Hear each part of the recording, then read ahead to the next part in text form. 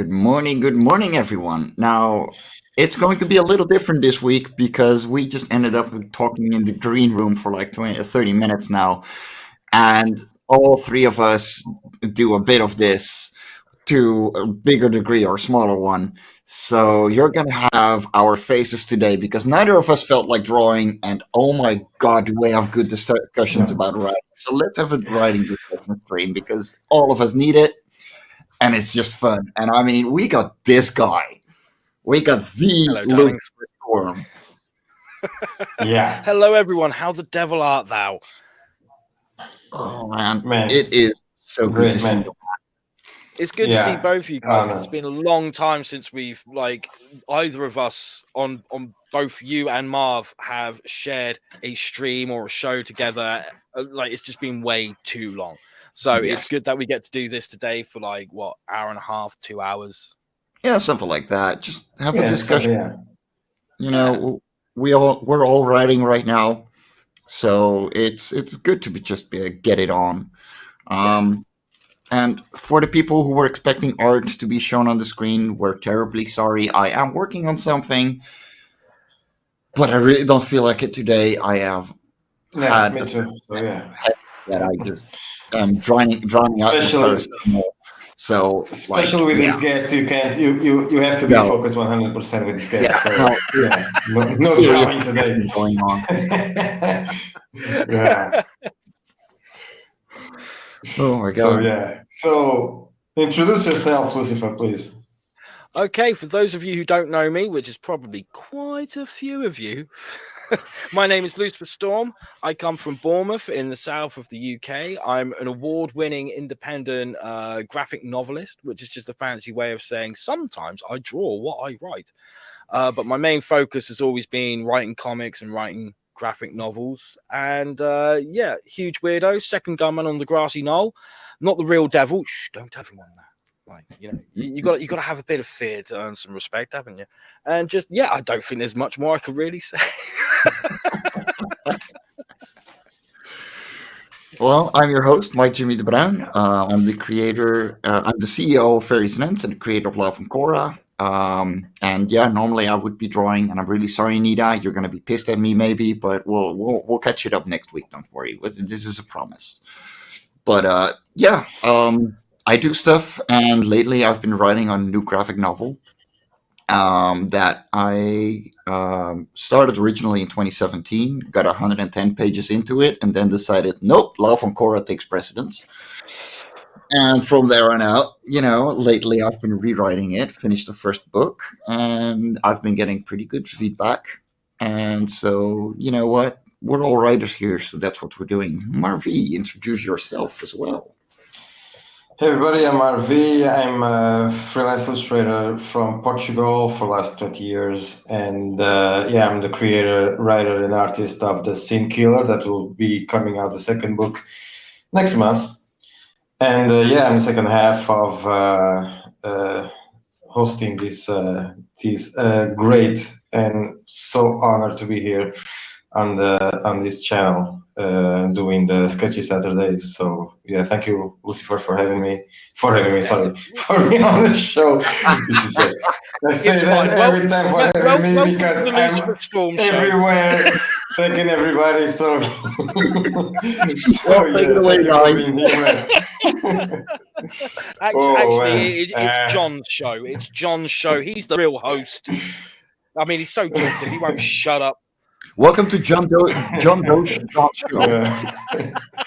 Oh man, too much wine. I actually have another animal friend with me that I don't think I've ever introduced you guys to before. Jeremy is here now. This is Edgar Allan Crow. I know. He keeps me company. I've seen him before. Yeah, I've shared a photo of him in a couple of places, but I don't think anyone's ever seen him on camera. And I've got a couple of others I haven't seen hidden away. I haven't seen Jeremy. How is he doing? Jeremy, how do I touch that subject? I'm just going to go with he's dead. Oh no! Please don't say that. Don't say that. Look, I would like to bring him back, but circumstances that took place towards the end of last year, that's not gonna happen. So unless something happens in the future that I have not foretold, for all intensive purposes, he's dead. But then again, he has faked his death before. So with Jeremy, never say never. Okay, like that's great. He's one of those sock puppets, being the most evilest sock puppet in existence. He has a magical way of turning up when you least expect him. Normally when you're in the shower.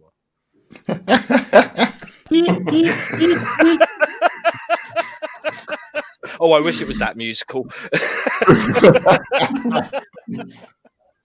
And we have some wifely support by your lovely wife, Linda. Hello, Linda.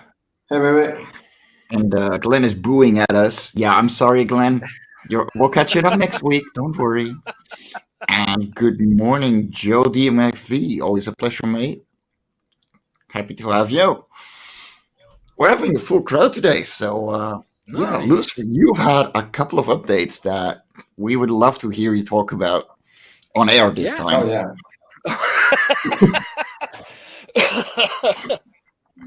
So, as I mentioned earlier, and I'll only briefly brush across it, things just went horribly wrong. Life got in the way towards the end of last year, and that kind of bled into the beginning of this year. But that kind of stuff seems to have settled, seems to have disappeared. But because of it all, it made me make a couple of decisions that I was like, you know what, I think this is the best way to go, because as some of you will know out there, I had a crowdfunder for a book called Lady Satan, An Angel in a Killer's Dress, a book that I'm very proud of, that I'm very passionate of. I was writing it, penciling it, inking it, lettering it, the whole works. I was a one-man army on that book, and unfortunately it's a little over a year late by this point. And backers were starting to get pissed off, understandably so. And of course I had to update everyone. I had to discuss some stuff in public that I didn't really want to, but I kind of had to. They deserved an explanation, so I gave it to them. And I've done everything I can to make sure that we don't compromise the quality of the book, to make sure that we get it into the hands of backers as quick as possible, to not have to turn around and go, look, we're just going to refund you and everything. Don't get me wrong. At one point, I was seriously thinking of messaging every backer and going, I'm really sorry. Here's your money back. Right. But I was like, no, people want this book. Okay. They really want this book. They're very passionate about this book. Okay. And understandably so. So I had to make a compromise. I had to go, if I want to keep up to this, if I want to give people the biggest bang for as little buck as possible and get this book into their hands as soon as possible and not compromise on quality, there's something I have to do. So I had a little word with someone named Christian Rossi and said, please help me. I don't know what to do. And Christian agreed and has signed on to illustrate a Lady Satan, An Angel in a Killer's Dress. Because let's face it, like, he's not only is he going to do it quicker than I can, I think he's the better artist for the job, hands down. Yeah, hell yeah. There's a lot of creators out there need to learn, if they don't know already. One of the best things you need to do is to learn when to say, I'm not the right person for the job, but this guy is. Okay, You need to be humble in that sense, and that will get you very far in the industry. So I had one of those moments where I said, okay, I've got to put my hands up. A lot of people love the artwork that I was doing. I'm very proud of the artwork that I was doing, and I got quite far into the book. Yeah. But I also put my hand up and go, I'm such a perfectionist. It takes me like 3 days to draw a fucking panel, let alone a page. Whereas Christian, I can leave him to his own devices, and then he'll email me and be like, oh, I know it's been a week. Here's 5 pages. And I'll be like, oh, wow, well, I better give you money then. Right. So, he is an absolute machine. He's passionate. And we've had such a good working relationship on Ed Gein Demon Hunter that it just made sense to go, Christian, I want to give you first refusal. If you can't do it, completely understand. But you're the person that I think should be doing it. And he came back and was like, I agree. I shall take on this job. I can't start till September, but I shall take it on. And even though he can't start penciling the book until September, he will still get it done quicker than me. So things have changed with the distribution of Lady Satan. It's still a graphic novel. It's just we're going to serialize the graphic novel first. And like all the backers have paid for either a softback graphic novel or a hardback graphic novel, and they're still going to get those. But on top of that, they're also going to get the single issues for no extra charge. Like, as I said to you in the green room, I'm probably going to lose some money doing that, but I don't care, because this isn't about making money. This is about treating the readers with respect, telling the story that I need to tell, making sure it's the best book it can be, and, you know, rewarding the backers for being so patient. So that's the first. You will have the Lady Satan both on crowdfunding and your website too, like you're doing with Ed Gein? Yes, absolutely. Right. Absolutely. Once an issue is finished, I'm more than happy. Like, look, we already did the crowdfunding campaign on Indiegogo for the actual graphic novel. With the single issues, I won't go back to Indiegogo and say, hey guys, I know you've backed this already. Like, that's kind of insulting to the people who've already backed it on Indiegogo. But there are plenty of people on Kickstarter who don't know this book exists.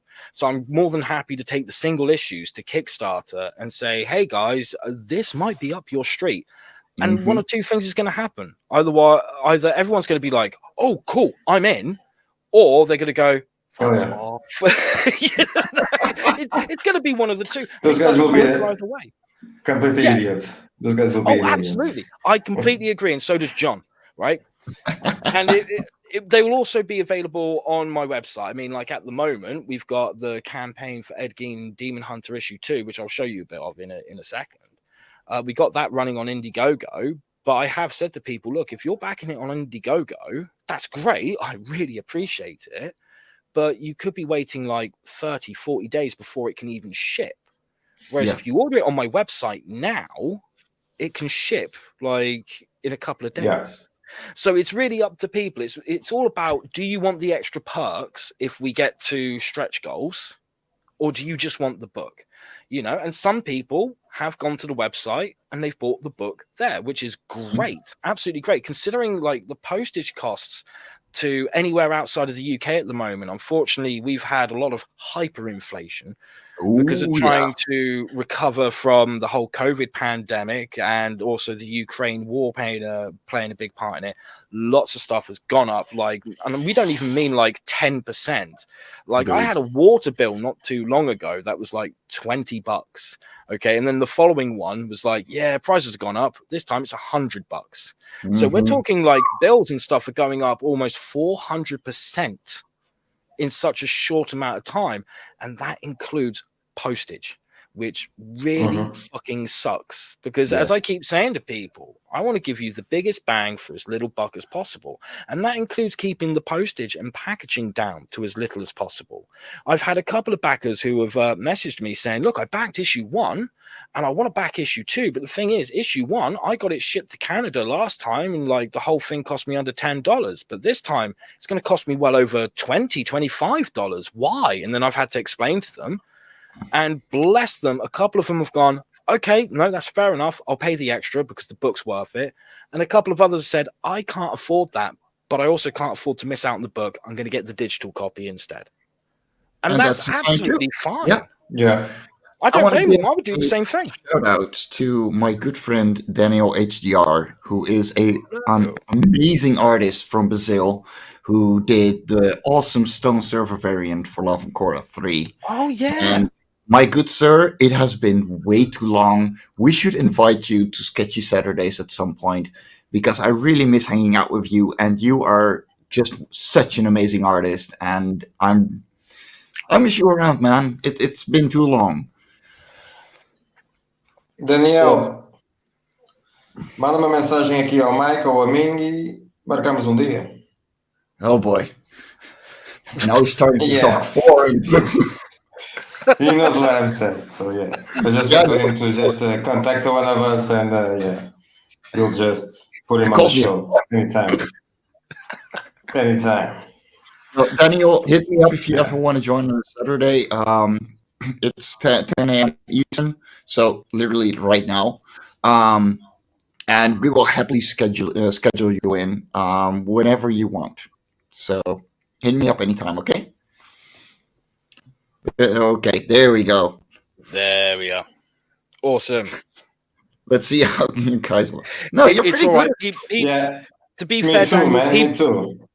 Daniel, people laugh at my English. So seriously, don't worry about it. You'll be fine. Oh yeah, you will. So Pop Culture Avenger has a question. Hey. You're gonna promote 2 Ed Gein books and Lady Satan single issues on Kickstarter before you fulfill Lady Satan original campaign from 16 months ago. How can you justify that? And that's a good question. No, that is a good question. I think that's an excellent question.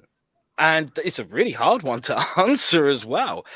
But Yeah. I do have to get Ed Gein out there as much as possible. Otherwise, there's a lot of books just sat there gathering dust, and they're not getting out to readers. Now, I fully appreciate that the Lady Satan backers should be fulfilled first, and I want to do everything I can to make sure that the book gets out to them ASAP, and that includes Pop Culture Avenger, because he is one of the backers, so he has every single right to be asking this question. But I also have to think about like the building of the audience, keeping everyone happy. It's difficult. Okay, it's being in my shoes at the moment is a very difficult thing, and I am the one who has created this problem, not anyone else. Okay, I'm the one who's created this problem, so I'm just trying to do the best that I can. Now, if I can find a way to do it differently, then you best believe that I will. But I'm just doing what I can in my power to try and keep everyone happy. And as I've mentioned on a couple of streams before, with Ed Gein was written not too long after I started doing the artwork for Lady Satan, and very close to the campaign launching for Lady Satan. Okay, so the scripts were already in Christian's hands. Because I was working on Lady Satan as a one-man team, it was taking a long time. That's a lot of different jobs to do, and each job takes a hell of a long time to do. But with Ed Gein, I had other people working on it. So I can't pay Christian for his pages and then sit there and go, by the way, we're not getting this book out for fuck knows how long. And I can't mess him about and ruin his flow by then turning around to, and bear in mind, it's only recently that I've just been able to sign Christian on to do Lady Satan. And he's not just working on my books, he's working on other books for other people, including Old Turner Comics. So I have to think about his schedule as well. Now, admittedly, because I'm paying him to draw the book, he gets paid regardless of whether the book comes out or not. But I'm also investing a lot of money into this.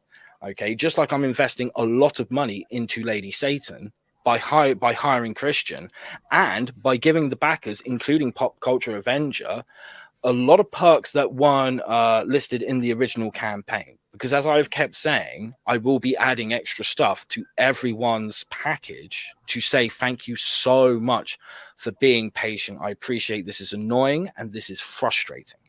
Okay, and I've done the same with the Ed Gein books, where I've been like, wow, you guys have been really supportive. Thank you so much. Here's an A4 print. It's not much, but it's a little something extra. Here's a reload sticker.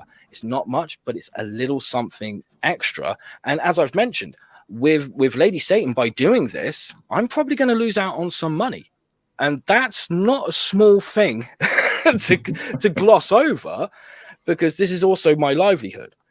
Okay, so I have to do the best that I can with the little that I have. And unfortunately, that's just the way that the cards have landed. I could easily turn around and try and deflect and go, well, what about this book that's stupidly late? Or what about this book that's stupid? They are none of my business. What they decide to do is completely up to them, and they all have their reasons. But as I mentioned in Lady Satan update from a month or so ago, life hasn't exactly been fucking kind to me over the past fucking 8 months or so. Okay, and in ways that I do not want anyone, not even my worst enemy, to go through. And it's left me in a pretty shit position. Pop Culture Avenger, you are absolutely valid in everything that you are saying, and I completely understand where you are coming from. But this is the only way at present that I can do it. If I can change that and make it better so that Lady Satan backers get backed first, then I will. But unfortunately, I just don't have that option in front of me. But as I've said in the last update, when I put the information out there of like, right, I've signed Christian on to illustrate this book, so that we can. That is the quickest way we're going to get this book out without compromising the quality of the book. I did mention in that if anyone wants a refund, they are more than welcome to. Before that update went out, I had one backer who put a public comment on the actual Lady Satan campaign who said, "Hi, I'm backer number whatever. I want a refund, please." Yeah, no problem. That refund was sorted within a day or two, if that. So every backer of Lady Satan has that option. If they want a refund, hey, I am not going to stop you. I'm not going to grumble. I'm not going to try and talk you into it. Hell, with the backer that got the refund, I said, hey, look, as a way of saying sorry, here's a digital copy of Ed Gein 1 and 2. And they were very grateful for that. And believe it or not, I'm going to be messaging a lot of the backers out there. I was hoping to keep this a surprise for a little bit longer. But I'm going to be pretty much messaging the backers anyway of Lady Satan and going, well, here's a link. Download Ed Gein 1 and 2 digitally. It's for you. It's a bit difficult because I know a couple of the backers have gone on to back Ed Gein digitally, but you know it always comes back to that thing that your parents teach you about giving gifts. It's the thought that counts, you know. So here's the thing: having a project late, you know, Ed Gein and Lady Satan are two completely different projects with their own timelines, their own things going on, and Ed Gein originally wasn't being, you know, and Lady Satan not being drawn by Christian on its own, you know, like that's it came around much later for a good reason. And yeah, he is a better fit for the job. Yes. It is a shit position, you know, and I got a book nearly a year late too, the Radiant Side 1, and I feel horrible about it. But I got 3 people working on it. Well, 2 at this point because the colorists are taking care of it, and now the inks are finished. You know, it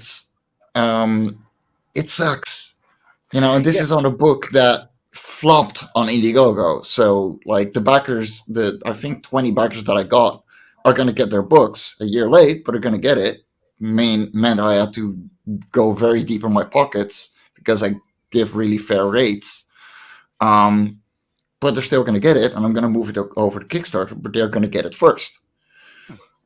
And yeah, like you really don't feel well about it, and integrity is everything.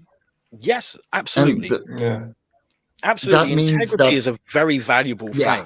There's not much of it in the world, and creators need to do what they can to hold on to that integrity, and it's not always easy. Plus, I appreciate that there are lots of creators out there who are very open about their lives away from the books, or their lives from the other side of the camera when the live streams are off and stuff. I'm not one of those people. I'm a private person. Me too. Okay.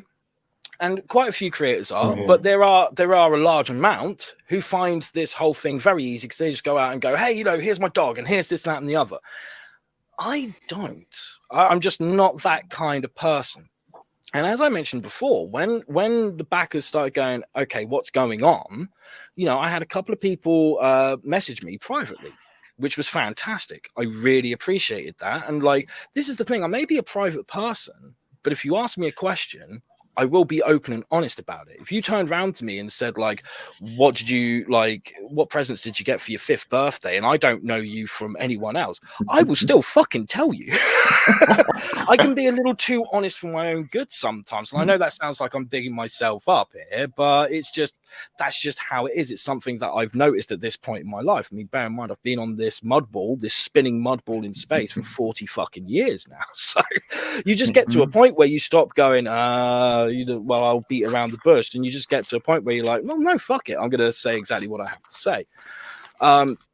But, you know, people don't don't realize, like, I mean, I had it earlier, funnily enough. Someone messaged me being like, hey, do you want to come down the pub, have a couple of drinks? And I was like, can't, I'm afraid. I've got 2 live streams to do back to back, one with you two, and then one with Hart D. Fisher afterwards and stuff.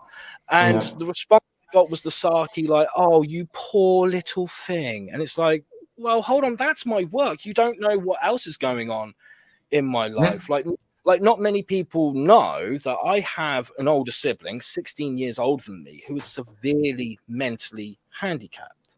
Okay, he is in a care home, right? If I told you some of the stories that I had to experience as a fucking child, you wouldn't sleep again for quite a while. Okay, I still have to take care of him. Even though he's in a care home, he still has to come back here every now and then. And when that happens, that's at a minimum of 48 hours at a time. And during those 48 hours, I am no longer me. I am a carer. And you don't get a break during those 48 hours. No, you don't. Right? You really don't. That plays a factor into it. I also have to look after my elderly mother, who in the update I mentioned, she's had like 3 falls in the past year. One of them put her into hospital for just over a week. And one before that, the paramedics turned up because she fell down the stairs and said, if it had been 1 step higher, she wouldn't be alive. Okay, Wow. and that's just a little sample of what I've had to go through. So once again, if I'm coming across as a bit salty or spicy, I do apologize. That's not the case. It's kind of opening wounds for me, kind of thing that I don't really want to open because I'm trying to move forward. But I do want to make sure that we cover every aspect of this with what Pop Culture Avenger has asked, because he is the backer. Not just a backer of Lady Satan, he's the person who's backed the most money on Lady Satan. So he has more right than anyone else to be like, whoa, hold on, I'm not sure how I feel about this, and I want to make sure that he gets all the information he can, even if we're sharing it live. He deserves to get every single bit of information that counts. But these are all factors that people need to try to keep in mind. It's, oh god, my fucking camera's frozen at the most perfect moment, but luckily you could still hear my velvety vocal tone. Oh yeah. Like the other thing to keep in mind here is working on a miniseries is very different to working on a graphic novel, especially when the original intent is you've got a team working on a mini-series, but one person working on a graphic novel. Okay, so a graphic novel, like the best metaphor or analogy that I can think of at the moment is a graphic novel is like a movie and a mini-series is like a TV show. Now, when a TV show is filmed, they write it, they get all the pre-production, they cast it, and then an episode is normally filmed within a week. Yeah. Okay, a movie, my God, that takes about 2 years most of the time from conception to completion. A TV show takes a lot less time than that. So with Ed Gein, the production on it is really quick because there's a team and it's more like a TV show. We're not sat there going, we've got 130 pages to fill out. It's there going, okay, we've got 28 to do. And then once that 28 is done, the next 28. So each issue is treated like its own individual product. You don't have that luxury with a graphic novel. So the approach is very different as well. So, but now making this decision to get Christian on board, which Christian's very happy with, I'm very happy with. So many people are over the moon with this decision. Okay. Oh yeah. Because of that, it made sense to go, well, hold on, let's reevaluate this. Can the story be divided into 4 single issues or 5 single issues? Yes, it can. That means we can make the production of it that bit quicker. Yes, we are technically starting afresh again, but as I mentioned, if I carried on from where I was, having to deal with what I've already had to deal with so far, having so many delays, this could take even longer than if Christian does it. And the reason why I want to get the single issues out there is because if the book can be serialized, then why not? If that means even just a small chunk of it can be put in the backer's hands sooner, why the hell not? But I also have to take advantage of the fact that there is an untapped audience over in Kickstarter who aren't aware of this book existing. Now, that doesn't mean that they're going to get the books before the backers of the IGG campaign. No, it means that when the single issues of Lady Satan begin, it means that all the Indiegogo people get them first. Because like Ed Gein, I've learned so much from both of these campaigns, from doing Ed Gein and Lady Satan. And the one thing I've learned is if you can have the book finished before the campaign launches, have the book finished before the campaign launches. Which means, let's say I was going to do a Kickstarter for issue 1 of Lady Satan, right? Before I even think of launching that Kickstarter campaign, those books will be in print, and the first printing goes to the Indiegogo backers. If I then need to get a second printing done in order to do it on Kickstarter, fine, I'll do that. But the first printing, the first batch, it's the Indiegogo backers that get it first, because that's the least I can do. Unfortunately, that's all I've got in my power, in my arsenal at this point in time. And like I said, I can't just leave Ed Gein on the table doing nothing, where the only person who can read it is me. So, and there were people out there who didn't know about Lady Satan, but once I announced Ed Gein, they were like, oh man, I need this book immediately. So if I said, okay, I need to leave Ed Gein in the back burner, even though the book's finished and printed, I need to leave it over there to gather dust until the Lady Satan people get it. Well, then I'm also punishing another audience, and kind of unfairly too. So like this is not a win-win situation, nor is it a lose-lose situation. It's literally picking the less of two evils. And I know that's a hard thing to do because the less of two evils is still evil. Yes. But like I said, it's picking the lesser two evils. And now I'm going to try and rectify my camera, so you may see life and animation come from me very soon. Ooh. But yeah, it's tough. And it's really, really no fun. And you should probably try and just turn off your camera and turn it back on. Oh, yeah. I've had this before, and that doesn't typically work. I've got to restart the program, but it's all right. You'll still be able to hear me. In fact, how do I turn off the old so that you haven't got this still image of me? Down at the bottom, stop camera. Ah, right. There we go. So, right. You just have to put up with that for a second. It's okay. It's okay. But yeah, it's the lesser of two evils. I completely agree. It's really not that hard, not that easy. But I think that has been a very good explanation and a very deep one. PCA, I hope you're at least somewhat satisfied with this answer. I know it's probably not satisfactory to the highest degree, but it's the best he can offer. Absolutely. And like, seriously, that offer is still on the table. If Pop Culture Avenger is like, that's not a good enough explanation, which, Pop Culture Avenger has every right to feel that way. There's nothing wrong with that whatsoever. If the guy wants a refund, Pop Culture Avenger, you can message me on Indiegogo, on Facebook, on Twitter, and I would be more than happy to sort that refund out for you if you feel like, no, I'm not happy with this. And hey, even if you're in the position of, I'm not happy with this and I don't think this guy's treating the backers right and I don't want to support any of his books anymore, completely understandable. I'm not going to argue, not going to complain. At the end of the day, if you want your money back, more than happy to give it to you. Because if you're not satisfied, what right do I have to hold on to your money? So that is definitely the best. Yeah.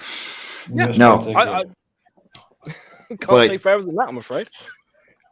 Let's go a little bit into writing, because all three of us are actually writing right now.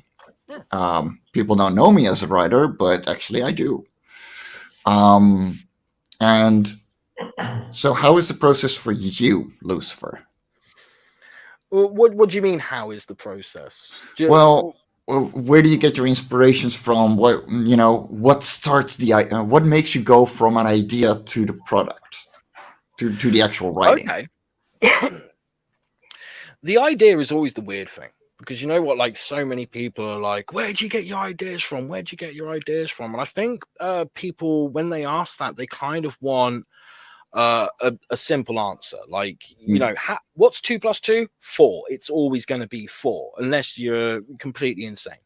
It's always going to be 4. So I think people imagine like a similar answer, where it's like, where'd you get your ideas from? Oh, well, there's a store down the road, kind of thing. and it isn't that. Like, ideas can come from anywhere. It's just how your brain starts working when an idea presents itself.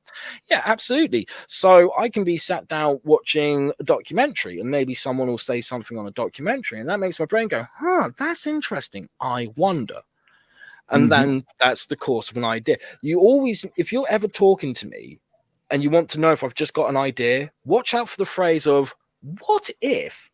If it begins with what if, then that means there's an idea formulating right up here. Either that, or the hamster has had way too much energy drink and that wheel is spinning out of control. Okay. But it can also happen from just like sitting down with people and just having conversations with them. I had it years ago where I went out with a couple of friends for a random night to a karaoke bar. And because I love karaoke, right? And we were just talking away, but they had invited some people that I'd never met before. And one of them was this girl. And I was like, oh, she seems very quiet. Maybe she's feeling a bit uncomfortable or whatever. So I was like, hey, how you doing? You know, I'm such and such. How are you? And she was still like quite a little standoffish. And I was like, oh, okay, you're not having a good time? What's up? And they kind of opened up to me and said, like, oh, I've had a couple of guys hit on me, but they don't seem to understand. I'm not interested. And I was like, your fella's not here. And she's like, no, I don't have a fella. I'm not interested. I don't want to be in a relationship. And I was like, that's fair enough, but can I hear your reasons why? Okay, because, you know, I want to understand. Yeah. Okay. And she was explaining it to me, and it turned out she'd only ever had one guy, and the guy cheated on her. So all of a sudden she was like, all men, assholes, kind of thing. Yeah. It's like, well, yeah, no, I completely got one. Aren't you cutting your nose off to spite your face, kind of thing? And it was from that conversation that my brain started going, there's an idea here somewhere. There was just something fascinating about the reasons why that particular person was like, I've only had one boyfriend, but that one boyfriend was a bad experience. So it's like, well, hold on. Like, everyone knows, or at least everyone should know. Once, that sucks. Twice, oh, you poor bastard. 3 times, a pattern. But you can't call it a pattern if it's only happened once, kind of thing. It's tarring everyone with the same brush. And it just got me thinking, like, well, hold on, you're kind of hurting yourself. Like, it's not just that you're not allowing yourself a chance at possible happiness, because when you date someone, there's no guarantee that it's going to be a happy relationship. It's a crapshoot at the end of the day. You've got to take that risk, right? You got to take that risk, otherwise you don't know. And without risk, plenty of them.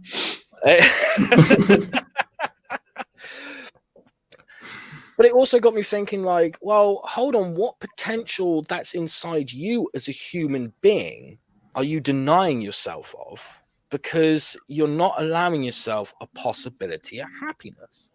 And this started germinating into an idea that I'm not going to go further about because, like, I did write a script for it many years ago. I called it The Survivors. And like a lot of the scripts that I wrote years ago that never got turned into books, they're stories that I'm looking at now and going, how do you fit into my plan? Kind of thing. Because like, as a lot of creators can contest to, whether you're working in comics or television or music, it's the entertainment industry. And the entertainment industry is an industry of hurry up and wait. Yes. So you do lots of things like writing lots of scripts that you like, but this is really good. But if I want it to be made, I've got to wait like 10 fucking years kind of thing. Oh, yeah. You know, and there are lots of false starts. I mean, I worked on a book called Skin and Bones, which is another one that I would like to like start again and actually finish it, because I was working with an artist on it, and it was meant to be a 3-issue miniseries. Issue 1 came out, and then there were some legal matters I had to deal with, unfortunately involving said artist, who I shall not name. So the book never got finished. I thought, that's a shame. that's a real shame, because okay, maybe a blessing in disguise at the same time, because the story was rushed, it wasn't perfected, it wasn't really that well thought out, but it still had something at the core of it that made people go, I like this, I want to know more. So and because of those legal matters, it meant that a couple of other books that I'd worked on didn't get finished. They never reached their definitive ending. So those are things like I'm that kind of person, like I will finish it no matter how long it takes. I will finish it. So even though it's been fucking almost a decade now, I guess, since working on Skin and Bones, I am determined to finish it at some point, even if it means starting again with someone else. That's just, like, I don't give up that easy. I'm a stubborn prick like that. Because I get you. Yeah. I mean, like going back to Lady Satan, at any point I could have said, okay, I give up. It's not happening. But when I work on a story, I don't sit there and go, I want to write this story. If I sit there and I have an idea and I think I want to write this, well, I also want to win the lottery. Doesn't mean it's going to happen. I also want to drink myself silly with Apple Jack Daniels. Doesn't mean it's going to happen. Yeah. Doesn't mean it should happen. You know. So whenever you see me go, this book is happening, that's when I've gone, I need to tell this story. Not want, I need to. Because if I don't tell this story, that's like asking me not to breathe for 2 hours. It's happening. I will breathe again, kind of thing. I will make it fucking happen, whatever it takes. So generally, when I come up with an idea, one of my favorite things to do is spend that time being a big fucking kid about it. Okay, get excited, get hyped up, like, oh my god, and then this can happen, right?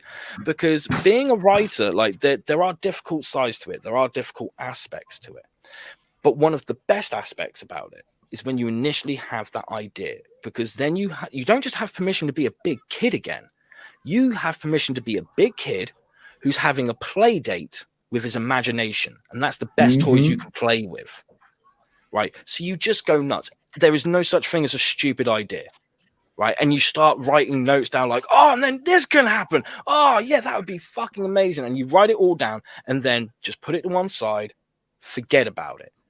Yeah. If you can, forget about it for a week. If you can't, just go to sleep and forget about it for the night.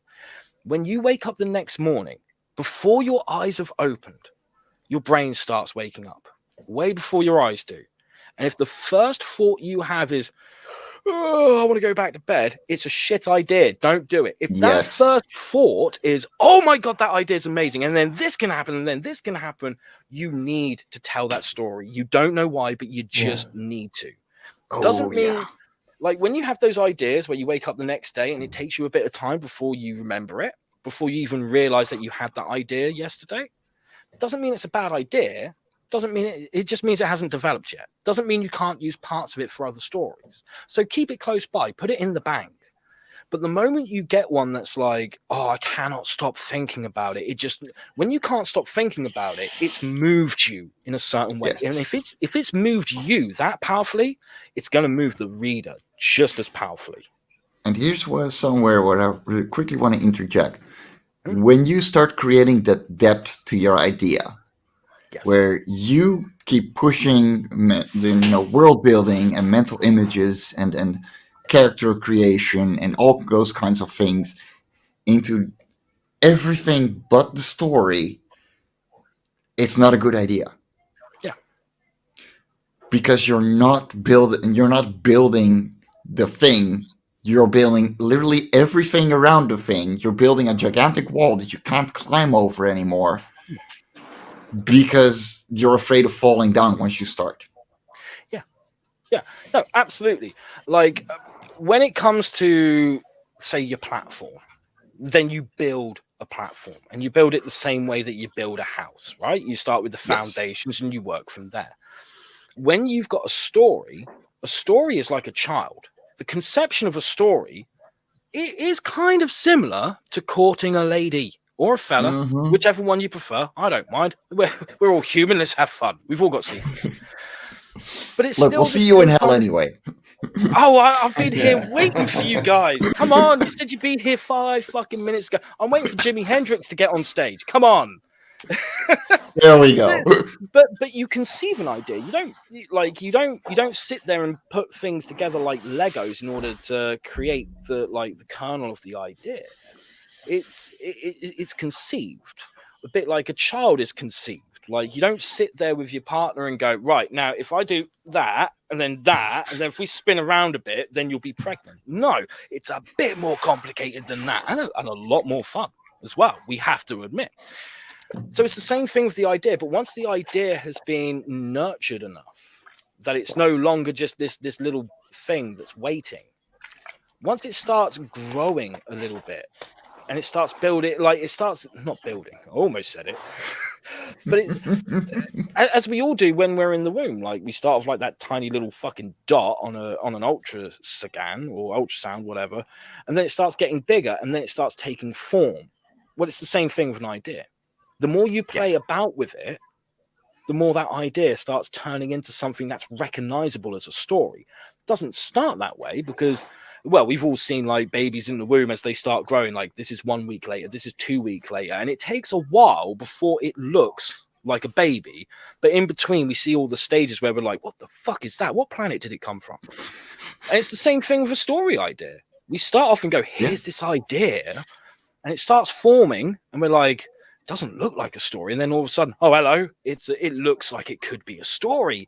Oh my god, imagine, if I ever meet someone who's willing to have kids with me because I said hello and they didn't meet me, right, and I have kids with them, I have to remember this moment so that when it's born and people start going, what is it, I can go, it's a story.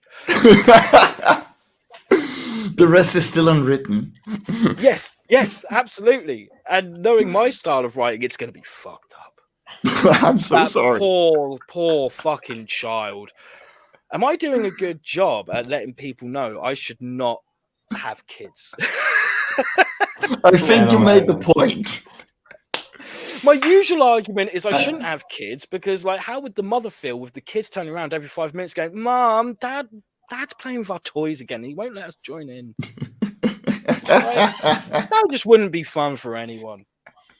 I think the easiest way for me to write is when a character has already his personality established, because once you know what your character is all about, he owns the story, not you. He creates his own story. You're just doing a diary of that character because that character is just putting himself into the story. He's driving the entire scene. Everything is done by him. And you're just taking notes, in my own opinion, because that's what I'm doing right now with the Sin Killer and what I did with the Witch. So I think that's a good way to write, in my opinion. That to me, it doesn't matter whether you're someone who's very atheistic or nihilistic or has no spiritual belief or background or whatever, but yet you write.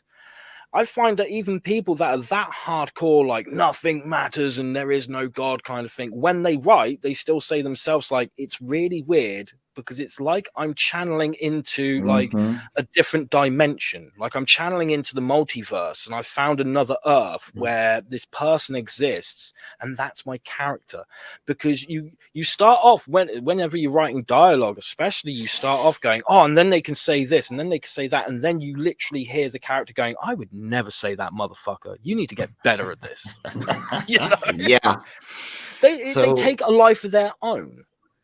So for me, because I have complete aphantasia, so if I close my eyes, it's literally black.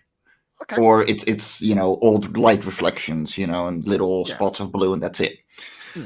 So it's really hard for me to conceptualize something. But if I get a prompt, I can draw it. Oh, okay.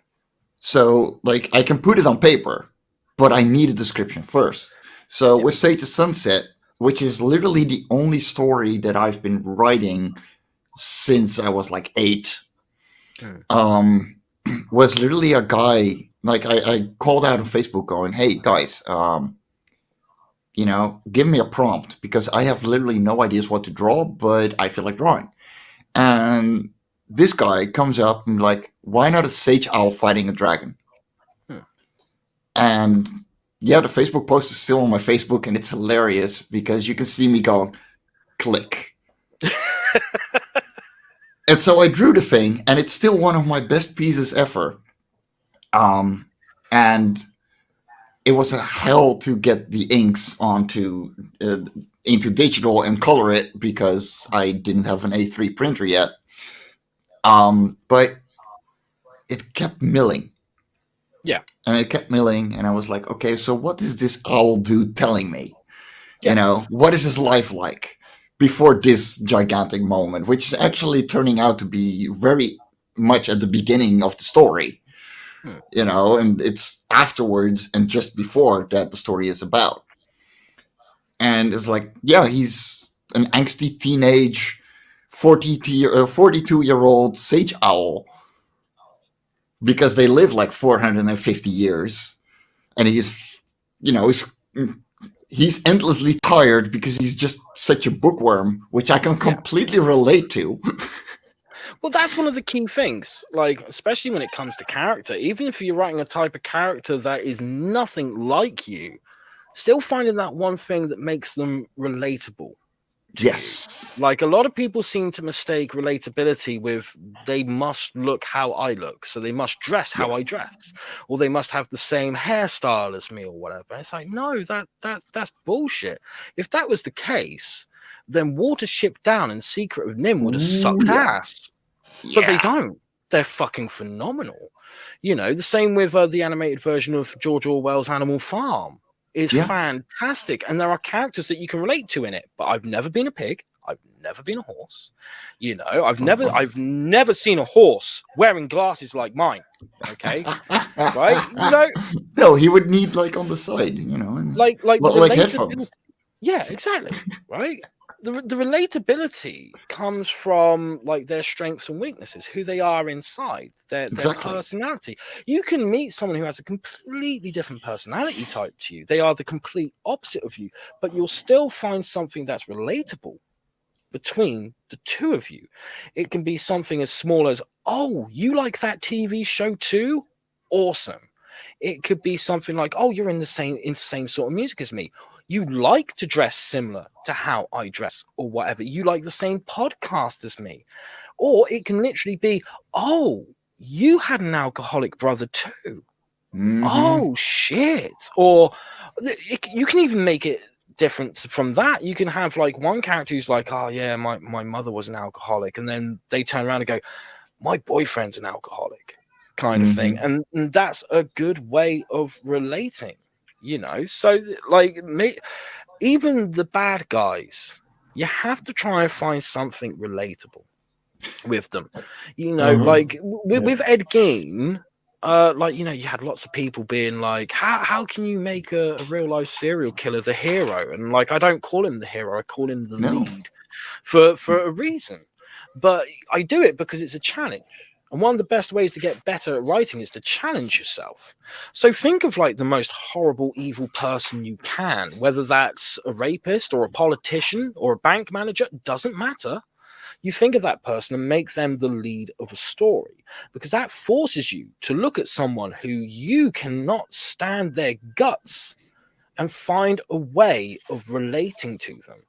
And judging from what people have said who have read the book, they're coming back and going, you know what? There is something relatable to Ed.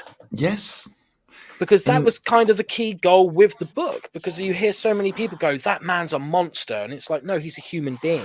That's why it's scary. That's why you fucked off. That's why you have problems with me doing a book about it, because he's a human being. You just don't want to see him as one. You don't want to relate to him. Tough shit. It's happening. That's something that personally, because I did read it. I love it. Big fan. Woo! But like, you only see 1% of someone's life, if even that. Even if you're close friends, if you're living together or if you're in the same school, you don't know what happens when someone goes home. Yes, absolutely. And he is human. He's not a good person. He doesn't feel like a good person. You can see that he has the remorse for the things that he's done. But you can also feel the pattern that he's stuck in. You can feel that he is tormented and doesn't really want to be this thing. Yeah. But also, doesn't know how to not be it. Because you're stuck in a loop. If you take a young child, say like 1 year old, 2 years old, and from that point on until that child is, say, 12, 13, 14, and every day you look at it and say, you're a piece of shit. You are a piece of shit. You are a worthless piece. Even though that kid probably isn't, they are going to believe that they are, and therefore they're going to start acting that way. Okay, it's basic fucking psychology, right? Yes. It's like there was a time in like the 70s and possibly the early 80s where there used to be these racist people who they would buy puppy dogs, little fucking puppies, cute puppies, and what they would do is they would put it in a room, okay, and they would like go out and look for homeless people and try and find homeless people who were black, and they would say, right, I'm going to give you $50. And for half an hour, you walk into that room and you treat that dog like a piece of shit, right? Yep. And then that person would leave and he'd go, right, get out of my house. And the owner would then walk in and be really loving to it, teaching the dog to be racist. So you had a spurt of these dogs, like they called white dogs, because they were trained that whenever they saw someone who was black, that they would instantly attack them. This was such a phenomenon, such a well-known one, that I think it was Samuel Fuller made a movie called White Dog, which was all about that. Okay, if you treat someone badly, what do you expect them to do? When someone isn't being heard, when they're talking away and going, I've got a problem, help me. Ed had problems. The only people he could speak to was his abusive mother, who had been abusive towards him since he could fucking walk. Yeah. What did people expect? We call it the cycle of abuse for a reason, because it is. And we have to recognize, as I've said in so many videos, I am not condoning what he did. What he did was fucking horrible. The people he did it to did not deserve it.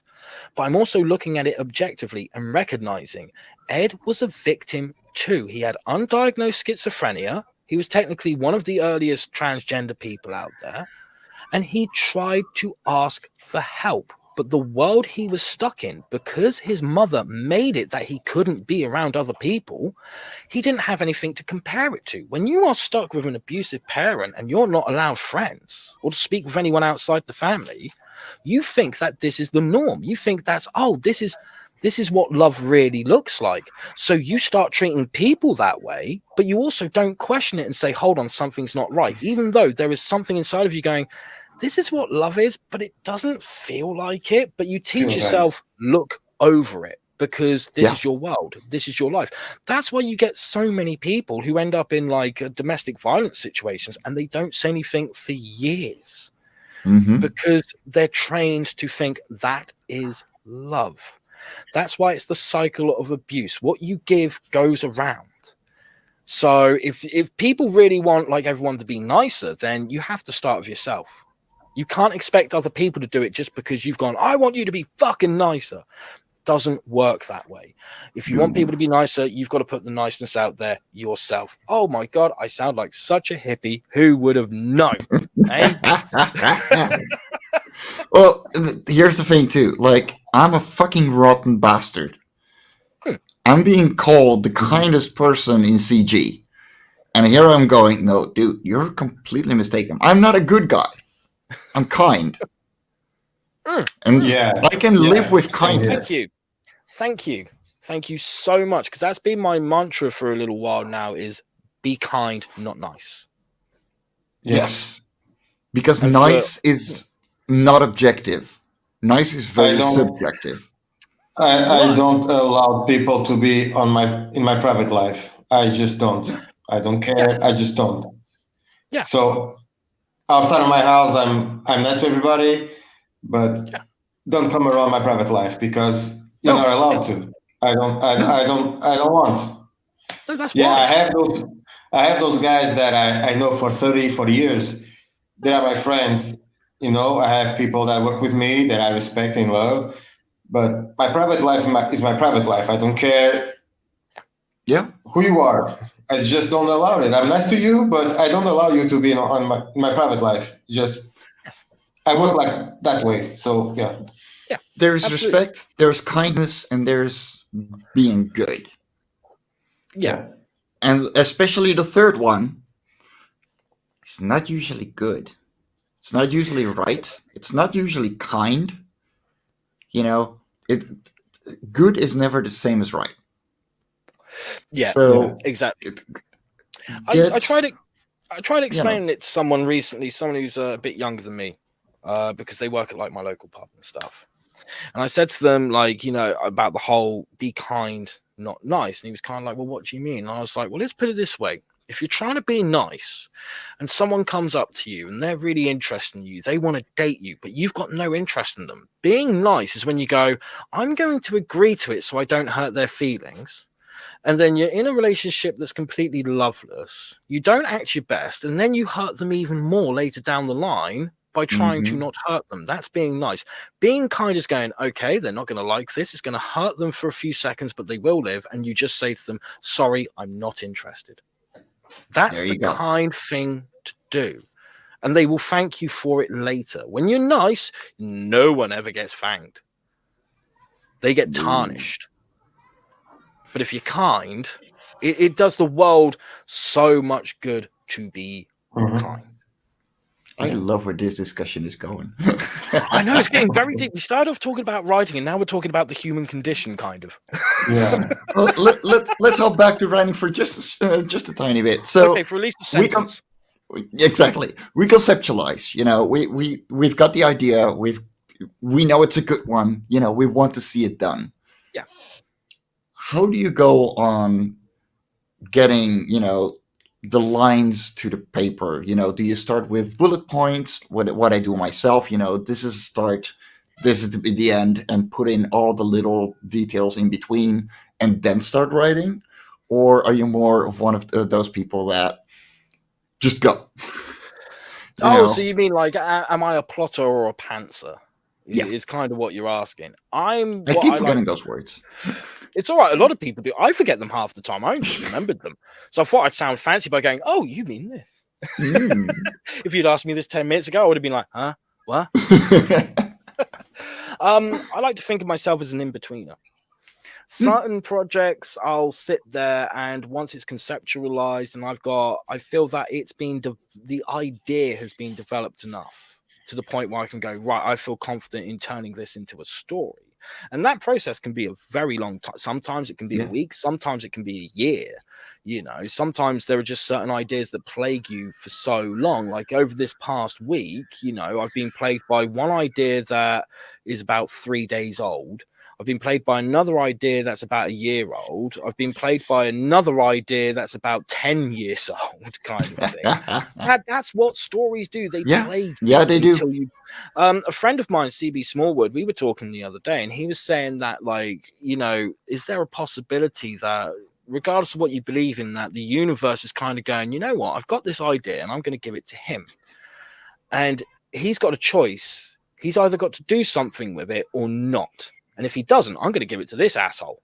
And then I'm going to give it to this asshole until one of them makes it become something. Okay. So that's why I say ideas haunt you. They plague you. Okay. They stick around. But every time you think, I've forgotten that idea I had last Tuesday. Oh, no, you haven't. It'll come back when it's necessary. Oh, yeah. It'll be there. So some ideas I'll sit down and be like, okay, let's figure this out. And the paper comes out, the pen comes out, you've got bullet points going on, you've got, that meme that everyone does from, I think it's Horrible Bosses, where you got Charlie Day and he's got the board with all the bits on it and he's looking crazy with all the string everywhere. It looks like that. Okay. It does. Just more disorganized. Okay, right. But you have this really lovely office that's tidy and clean, and then all of a sudden it looks like a fucking bomb hit it because you've had an idea. How dare you, right?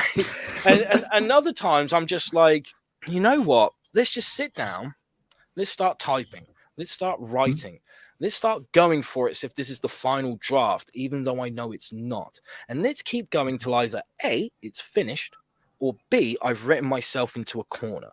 Usually it's B, I've written myself into a corner.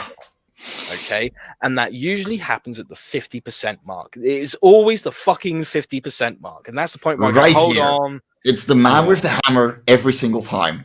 Yes, right? And that's the point where I go, okay, leave it alone, and I leave it for like a couple of weeks, and then I come back to it and I print it out, and I get my highlighters out. Okay, I get the green one for that needs to stay in. I got the red one for what the fuck was I thinking, and I got the yellow one which is maybe, just maybe, and I go through it with a fine-tooth comb, highlighting, switching markers all the fucking time. Sometimes I get to the point where I go, why am I highlighting this in green? I wanted red. Fuck, get the red one. And you do that, and then you look back at it, and you just you realize that you've got like 2 sentences that you've highlighted in green. You've got a fuck ton of yellow on that page. And you've got more red than you have green, but you've got more yellow than fucking anything. Oh yeah. Okay, and you start nitpicking it, and you start going, okay, the reason why I wrote myself into a corner, the idea was developed enough to start, but it wasn't developed enough to become. Yes. So by doing that, you start realizing there are questions I haven't answered. And you also start realizing, hold on, I'm putting in certain beats because that's what I'm told to do, but it's not working. So what if I take this beat out and let this beat do double duty? Or what if I turn this beat into 2 beats? And all of a sudden you start forming that bullet list, all the lovely bullet list. And the fun thing about the bullet list is you don't have to worry about what goes on the bullet list. Yes. Okay? You can put fucking anything. But you are literally writing down a series of that would be a cool scene, that would be a cool scene, that would be a cool scene, until you've got like 800 cool fucking scenes, and you realize, oh shit, I've got to cut this down to 5. like that's the earliest point of having to kill your darlings, is that fucking bullet list. But that bullet list, you only start killing your darlings and culling stuff off of it once you start going, right, now let's think of the characters, now let's think of the plot, and let's, one step at a time, the little baby steps. Like, to me, one of the things that makes you realize this story has legs. After you've got to that point where you realize this is a story I need to tell, when you realize it's got legs, is when you can describe that story in 1 sentence. Yes. Just 1 simple sentence. Because that's the core of your story, that 1 sentence. And so many people, they either don't think of that 1 sentence, or they do. It's normally about 5 sentences, and they try to convince themselves, no, it's just a very long sentence. Comma, comma, comma, comma, comma. Yeah, and then they go, cool, now I know. Scrunch it up, throw it away, and forget about it. It's like, no, like, put that on a fucking post-it note. Tattoo it to your fucking forehead. Yes. Every single step of the way, you need to keep referring to that 1 sentence and then looking at what you've done and going, is this still the core of this story? Because once it starts turning into something else, and that isn't the core of the story anymore, you've technically got 2 stories. One good one that you haven't written, you've just got a sentence that describes it, and one not so good one that's nearly finished. It's up to each individual writer. They may want to take that not so good one that's nearly finished and finish it, because I understand people really buying into the finished is better than perfect. And there is a lot of truth to that. Yes. Right? There is a lot of truth to it. However, which is a fancy word for but, good is the enemy of great. Yeah, you shouldn't, it really is. right? Why aim for good when you can aim for great? It's the same as like if you're like reaching out to try and pull down stars from the sky, right? If you aim for the moon, you're going to miss the moon and you're going to come down with nothing. But if you aim for the stars and you miss, you're going to pull down the moon. So aim for great. The worst thing that's going to happen is you're going to get good. But if you just aim for good, the worst that's going to happen is you're going to get average and bland. Good is the enemy of great. Trust me. That's why, like finished is better than perfect. But no one said it had to be done in 5 minutes. Yeah, but at the end of the day, when you have a finished product and you look after publishing it and you think, man, I wish I would done better because I'm capable of doing better, but I didn't. Well, here's the thing. Like, you did finish it and you did put a stop to it. You know, this is the dot that, you know, ends the sentence. Now we start the next one.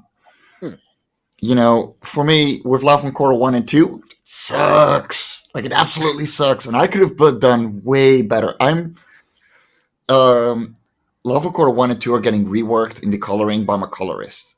So they're getting an upgrade. And I have to re-letter them as well. And I'm here looking at them and I'm going, oh my God, how did I ever ask money for this?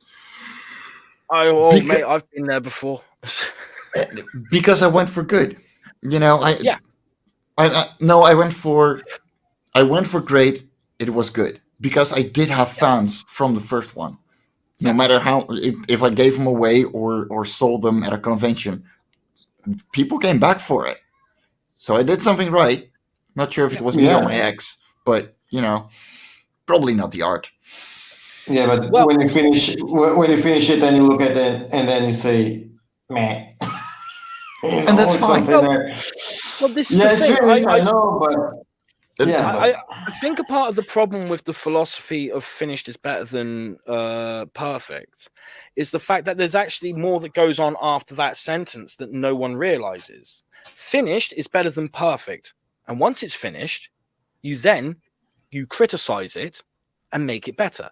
You then criticize it again, make it better. You then criticize it again, make it better, and say, this is the best it's going to be, put it out. Yes. Because people just hear finished is better than perfect, they go, well, as long as it's finished. I'm not being funny. You give a 3-year-old a crayon and it will finish a drawing. It doesn't mean it's good. It doesn't mean that you should start charging money for it. Right? Exactly. I can finish a breakfast. That doesn't mean you should pay. Well, maybe it does, actually. I don't know. I don't know. Does it have sausages? Maybe there's a hole in the market there. I mean, like, if people want to pay me just for eating breakfast, oh, yeah, fuck it, I'll do it. But 24/7 breakfast, fuck yeah. No, but you know what I mean. And here's the thing. Yes, like, I don't like what I put down there. But I'm still proud of myself for finishing it. I'm also proud enough of myself to admit that it's not the best that I could have done or the best that I can do now. And every single time with Love and Korra, I put out the best thing I can right now. Yeah. And as it's a comic, I'm not going to be putting 8 hours into every single panel just like I do an illustration. Oh, it's a dog. Oh, all of a sudden it's the dog show. I'm stealing him. If I could fit him in my pocket, he's coming home with me. That's a happy baby. Oh, yeah, he is. Yeah, he is. But yeah, like you improve as you go. And if you don't finish it, then you're not going to improve. And another thing to keep in mind, once you finished it, once it's out there, your opinion no longer matters about it. Your audience's opinion matters about it. They're the ones that actually get to care or not care about the story, because you're already moving on to the next thing. And if you're not moving on to the next thing and you want to redo it, then you're taking your mentality wrong. Yeah. You know, when I was working in music and like I was the front man for a band and stuff, there was a guy who was being interviewed in a different band. And he was asked the question of what's your favorite song that you've written or what's your favorite album that you've recorded? And he always answered the next one. Yeah. Because that's how it should be. That really is. Like, if things had gone to plan, I mean, like my original plan, I'll let you into a little bit of it, not the whole fucking thing. Like, you know, like I've read The Art of War. It's all right. Like phase 1 of it all was you get the First Lady Satan book done and out there. Ed Gein and then a third one. Okay, I'm not going to tell you what it's called just yet. I've That's told fine. a couple of people, but soon, my lovelies. Because of the way things have gone, it's now become Ed Gein got out there first, then it's Lady Satan, then it's the third one. Now, I have all of a sudden realized I've forgotten why I'm telling you this. So I'm going to filibuster the best I can until my brain goes, "It's this, you idiot." I don't want any hints. Yes, I do. What were we talking about again? So, The finish is better than perfect. There we go. Now that's it. That's why I was telling you. The next thing is what's going to be the best thing that you do. So when Lady Satan was in the works, I was thinking, this is great. Ed Gein's going to be my favorite one. We're in the midst of Ed Gein. Lady Satan now comes after that. And I can honestly say, if you think Ed Gein's great, wait till you see Lady Satan, because that's going to be the best one. And then once Christian starts working on that, I'm going to be like, oh, no, wait till you see this. Is it going to be black and white also? Black and white yes. also? Yes. Oh, yeah. Yes. There's a charm to black and white.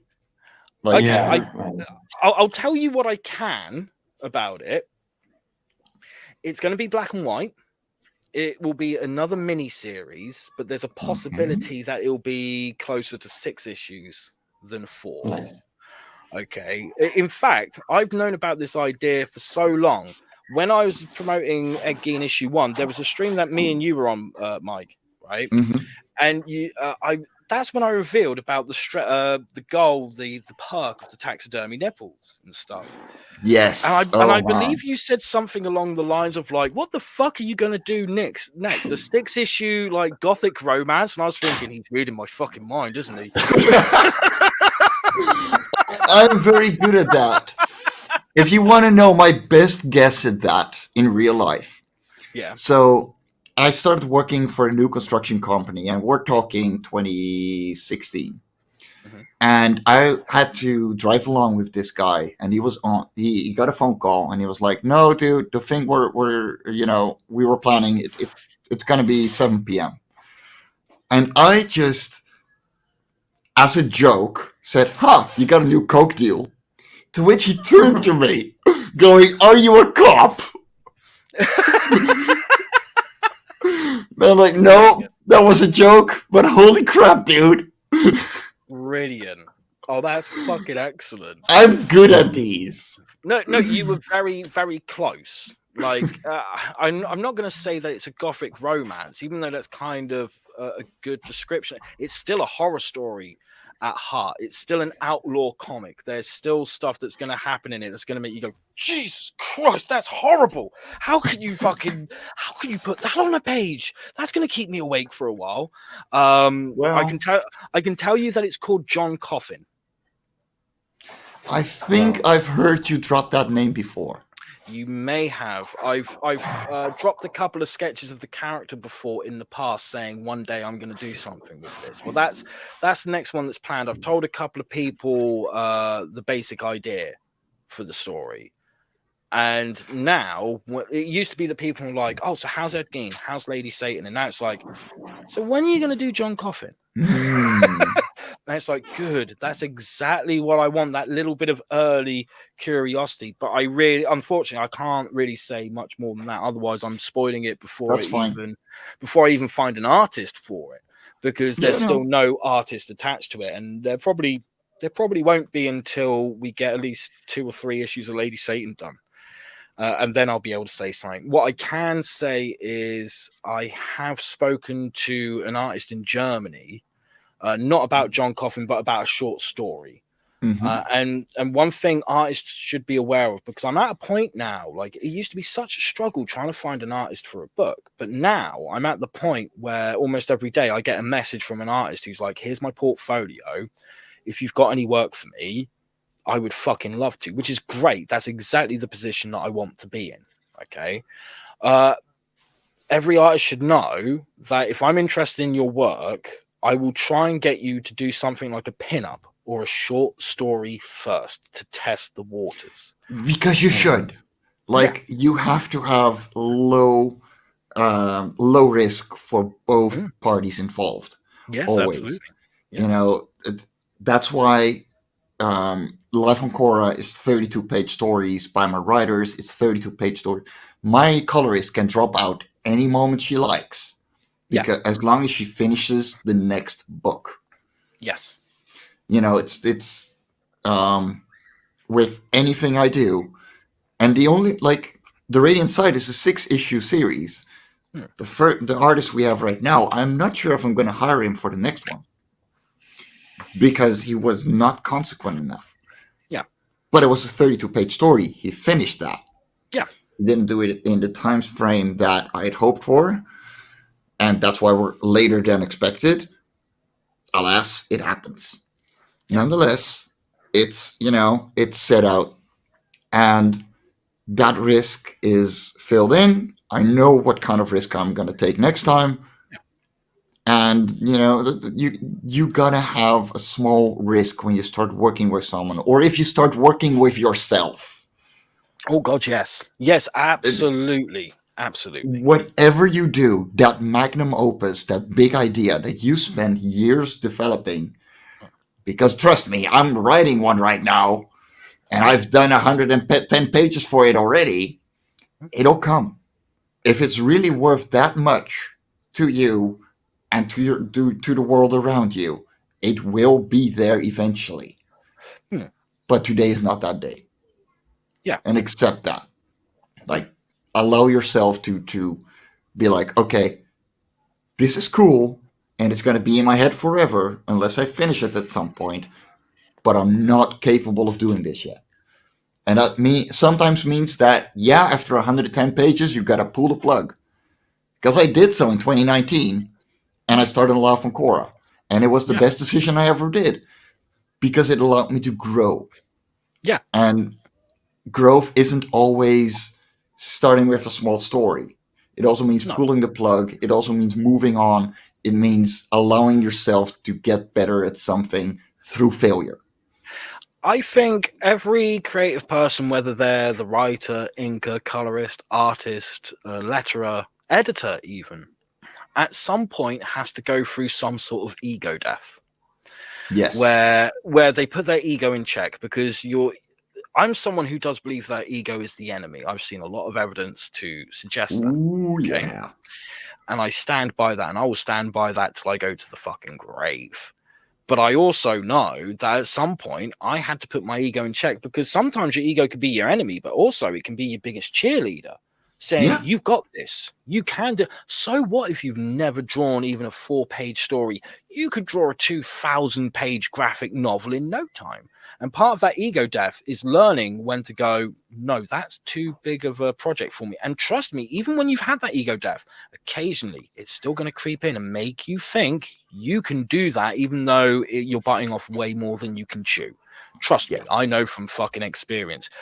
But luckily, if you've already had that ego death, that's when you'll go, no, I've bitten off way more than I can chew. I put my hands up to that kind of thing. Every creative needs to do that, because I've seen creative people who never have that ego death, and they blame everyone else. Why aren't I making it? It's your fault, your fault, your fault, your fault. And it's like, no, it's your ego's fault. Your ego keeps telling you, I'm your best friend. No, it's not. It's a lying cunt. That's what it is. Yeah. Okay. That's something to keep in mind too. That ego needs to be the guy you are on camera. If you are promoting, tell people it's the best bloody thing in the world, because yes, it should be. Right now, that is the best thing in the world that you have created, and it is in the world because you created it. Stroke your ego on that one. People need to see that you're proud of it. People need to see that you own it. Yes. In that instance, you're showing that you have a healthy ego, because you're in control of your ego. Yes. Rather than your ego being in control of you, which is when it's unhealthy. And you're absolutely right. You do need to be your biggest cheerleader. Even if you think you suck, you still need to be your biggest cheerleader. I did a convention. I did a convention back in 2012 where I was signing books. And someone was trying to tell me, oh, I'm the biggest Batman fan there ever is. And I was like, let me tell you something, right? Because this was another creator by the way. So I'm the biggest Batman fan there ever is. No one can top me in like how much I love Batman. And I said, let me tell you something. Who do you think is the biggest Tim Burton fan in the world? And he said, I don't know. And I said, well, it's Tim Burton. Yeah. Because he made his movies exist.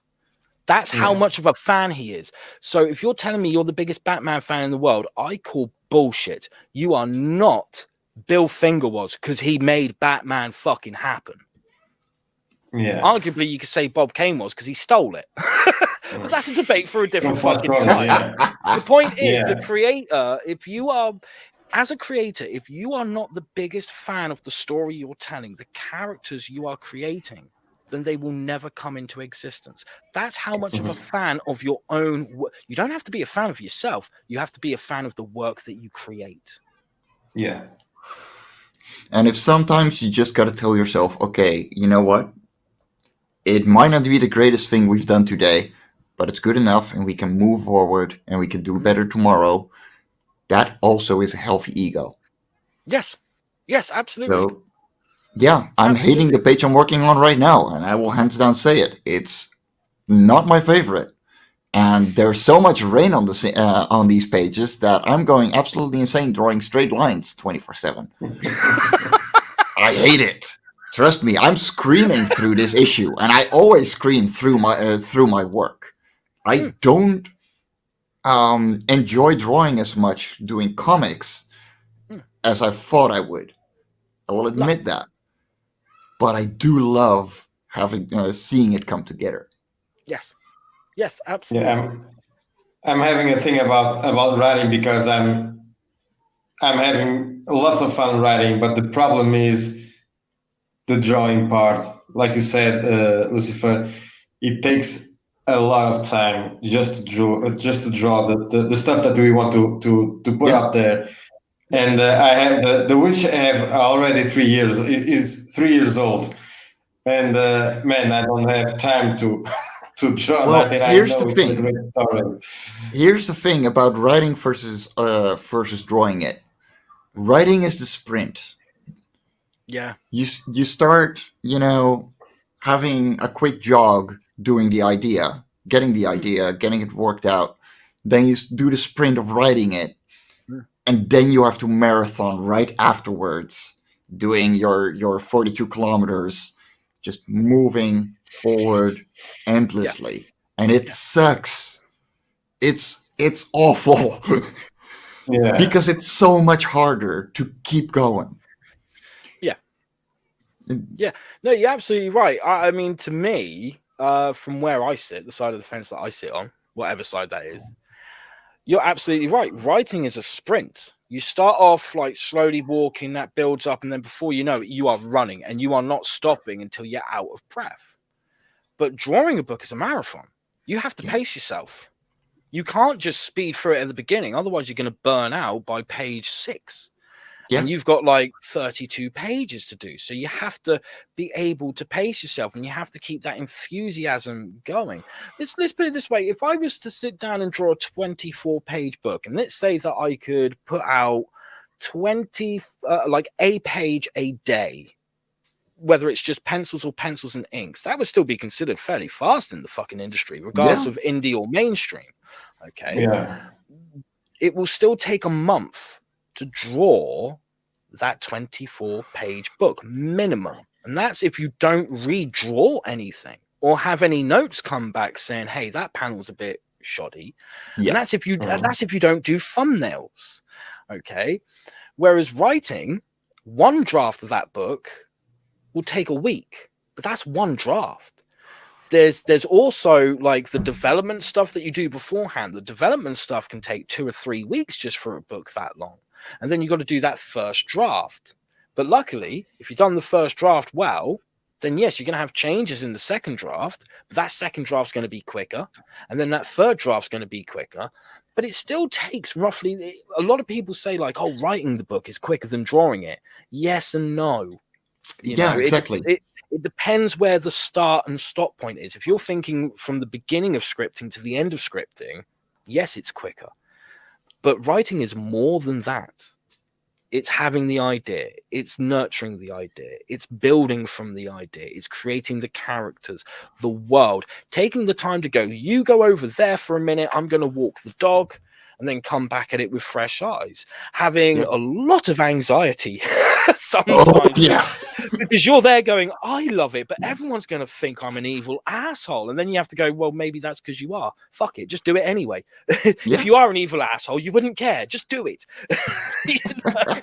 and then you got to have the balls to turn around to at least one person and say, can you read this and give me your honest opinion? And people always go to their friends. Not the wrong thing to do. Just be prepared that, like, if your ego isn't in check, you're not going to be friends for much longer. You know? Trust me. If you value them as a friend, you'll put your ego in check and go, it's nothing personal. They're just doing what you asked. And if they're being honest as a reader and they're telling you this sucks, then guess what? You suck. Okay, that story you wrote sucked. Try again. So that's actually something that I had, 2 weeks ago. I finished the first book for Sage and Sunset. So 48 pages, or 47 actually. And I sent it out to quite a few people, most of them writers, comics writers, and then all kinds. And Rich Parada came back to me, and I'm very happy that he did in this way.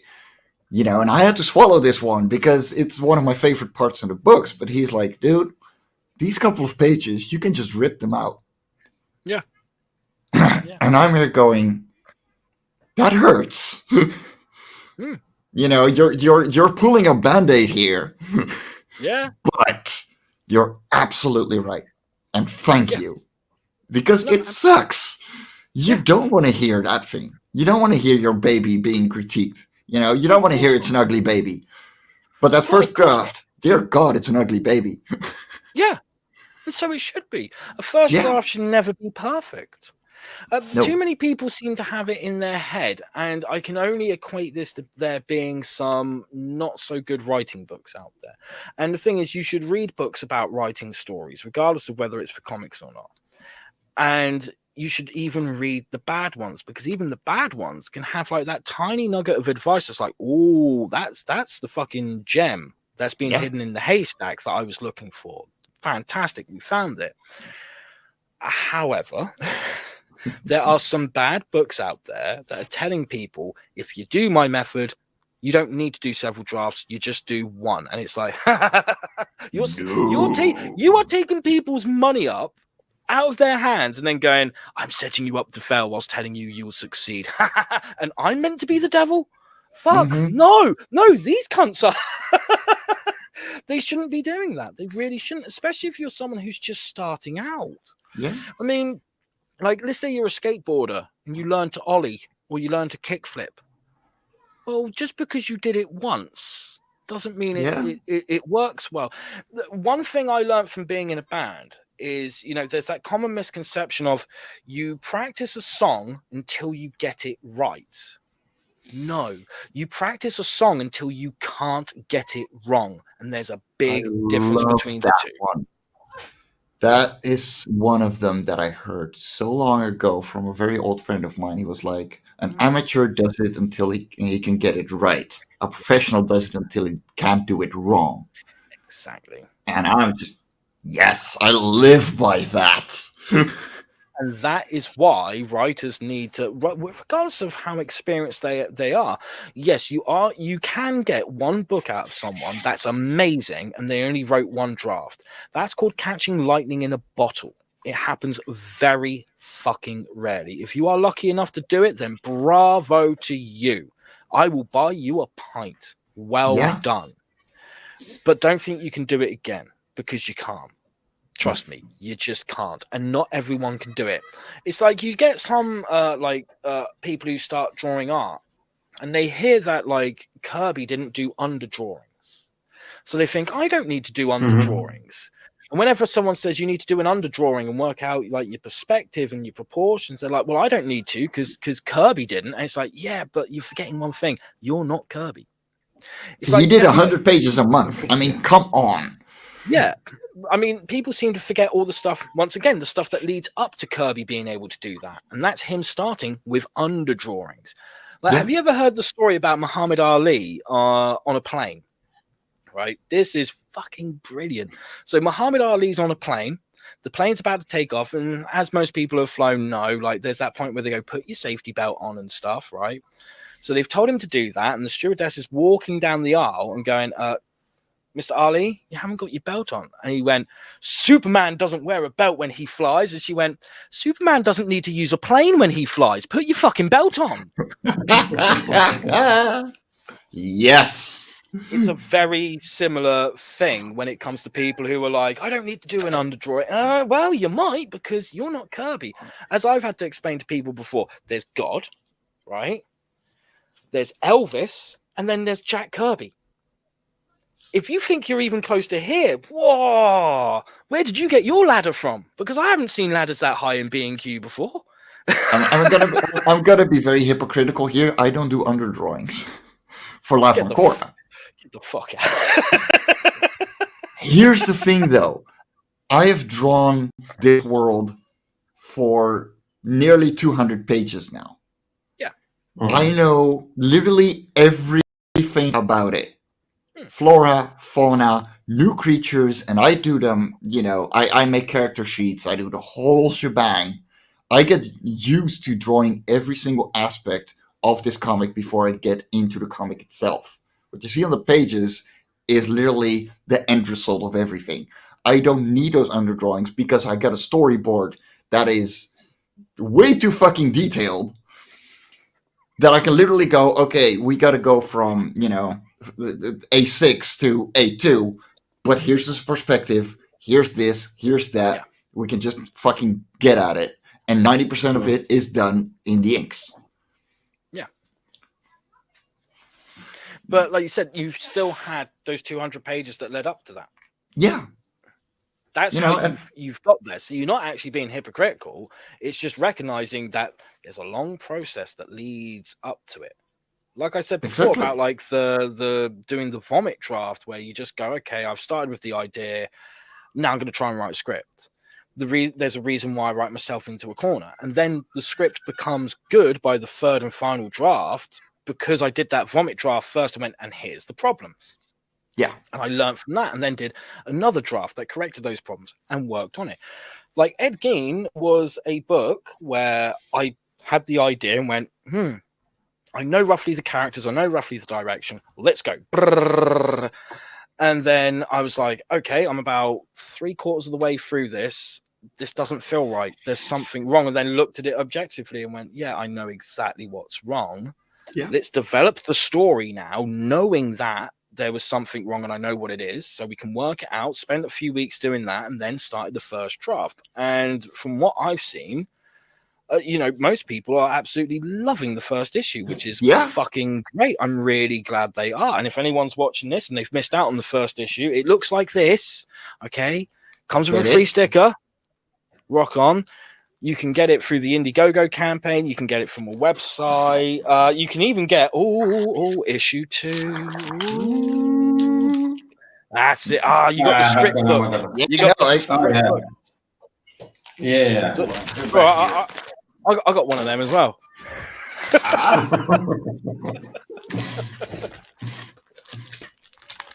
There we go. Yes. We're all part of the exclusive club. And if you want to be a part of that club, it will cost you. Entry fee is one Indiegogo campaign.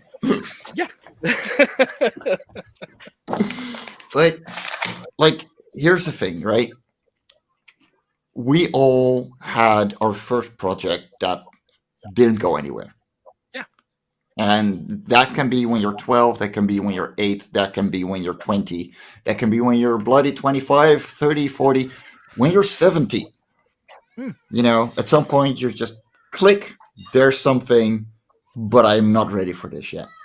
Yeah, absolutely. What made you still go and push yourself into something that did work? Good question. I know, right? Very good question. I guess a part of it is that I have to make it happen. that little thing inside of me that said, like, I have to do this, like denying myself of that opportunity, even if I finish it and it fails. Like, that's better than if it never happens at all. I think that's the real main driving force behind it. Like, believing in it enough that you need to do it. That's why I say every book I do, it's a story I need to tell. If it's one that I want to tell, I'll put that off until the cows come home. Quite happily. No problem with that. But also as a writer, like, this is the thing, as someone who's written and illustrated books, I can tell you now that if I don't have a book to illustrate, I'm okay with that. I can wake up knowing that I'm not going to draw. No issue. If I wake up and I can't write, or there's nothing for me to write, I go fucking stir crazy. Yeah. Even if it's just a shopping list or an email, I need to physically write something. Like, I think that's why a lot of writers get into journaling. It's so that if they don't have a book to work on, or they're at a point where they feel they've run out of ideas, or the only ideas they have aren't good enough, at least they can sit there and start journaling. And by journaling, especially by hand, you know, all of a sudden the creative parts of your brain, they start firing up. Doing things like walking helps with that as well. Like, I take a daily walk every day, 5:30 in the morning, and I walk for 2 hours. Okay. And part of the reason I did that is because I found out that Charles Dickens, he only wrote his books whilst he was walking, and he would walk up to 25 miles a day, because there is something happens when you walk. It's not just, oh, my stomach is going down, I'm finally losing the Christmas pounds from the Christmas before, now I can lose last year's ones. It does something to your mentality that makes you go, shit, I've got an idea, and now I've got another idea, and now I've got another idea, and now I've got another idea, and you're motivated. And these aren't just crazy ideas. These are ideas that when they pop up, you're like, that will work. The result on that will be fucking excellent. Even if people don't hate it, even if everyone hates it, it will still be something that, yeah, I need to do that. Your brain starts filtering out the ideas that you want to do and keeping the ones that you need to do. So, like, that's something I definitely recommend to writers and artists out there who want to do this, or maybe they're already in the midst of doing it and going, oh, I'm coming across these roadblocks. Start walking. Start walking. Start cycling. Or get yourself a couple of, like, light dumbbells. You don't need to be trying to become like the next Tom Hardy and Bronson kind of shape. Just something to keep you active. Okay, or like pick up a musical instrument, something like a guitar, because that's still a physical activity. And that movement is, lots of people seem to think movement comes after inspiration, and it's actually the other way around. Inspiration comes from movement. So if you start moving, all of a sudden your brain's going to be like, oh, we're channeling into several different parts of the multiverse, and we're going to steal people's stories who, like, you know, they don't even exist in our world, but that's okay. We'll make them exist. We'll will them into existence on the page. And it's wonderful. It's lovely. So the reason I quit Sage of Sunset mainly was because I had bullet pointed everything down to the end, but I kept writing myself into one little thing where a character died, and the character died, but my entire brain was set on this character is in the big final act. And so I had my biking tour from the top of the Netherlands down to the very bottom, which is like 450 kilometers, about 300 miles. And that took me a week, and it was like 80 kilometers a day. And you're just cycling, you're just going, your ass hurts from the saddle. Yeah. And at some point I was like, click. And I was like, no, this character doesn't die because. And it took that amount of not being able to think because you're so busy and you're so exercising so hard that you start thinking, you start writing, you start making mental notes, because you have to be moving and keep continuously see things ahead of you, and not have every part of your brain down on the paper. Yeah, because it doesn't work. No, absolutely. It's like when I was in my band, being the front man of it, like you have to continually practice your singing, and you're thinking, how do I make it better and stuff. And sometimes you go through like a run of a song and you're like, oh God, I broke the note there. And oh God, I think I strained myself there. What's going on? And then you start having a shower and you're cleaning yourself, and then you start singing. You're like, I sound fucking amazing. It's not because of the acoustics. It's because you're so focused on washing yourself that everything else relaxes. Because you relax, you do it a lot better. It's the same with your mind. Let your mind relax. Whenever you're hitting that wall in a story, like I'm someone who makes it very clear, I don't believe in writer's block. Because I've seen so many people write me emails going, I've got writer's block. And it's like, but you just wrote me a fucking email. If you actually had writer's block, you wouldn't even be able to do that. It doesn't exist. Okay, at least that's my feelings on it. I'm sure there are people out there who can prove me wrong on that one. And if they want to, please go right ahead. I'm always willing to be proven wrong on something. Whenever I have trouble drawing, because I have to draw, and a lot of days it's not just like Glenn Fleming says here, just draw, just write. A lot of days I have that mental blockage. The thing I do is I hop on my bike and I go down to the dunes 30 kilometers away. And by the time I get there, my hands are itching to get a pen in my hands and start drawing again. Because you need that exercise. You need to be out of it.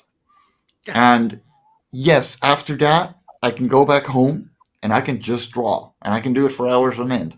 If I've had a side job day, I keep a promise to myself to not work on art, because I know the moment I get home, I get my dinner in my system, and I start drawing, I'm going to have 4 pages done, and it's going to be 2 a.m., and I got to get up at 4:30 in the morning again. Yeah. Like it. Yeah, I agree with Glenn's statement. Just write, just draw.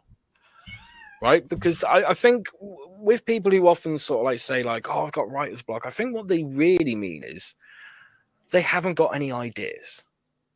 And that's probably because they're sat trying to force themselves to have ideas. And they're going, I can't write until I have ideas. No, you can write. You can write. Like when it came to lyric writing, one of the things I used to do is I could go into a song going, I don't even know what the fuck this is about. And I just wrote absolute gibberish. But then all of a sudden from that gibberish, you start going, hold on, there is an idea, there is a theme, and you spot something in the gibberish that you're like, maybe I can use it, I don't know, but it only starts coming to life because you started writing the gibberish.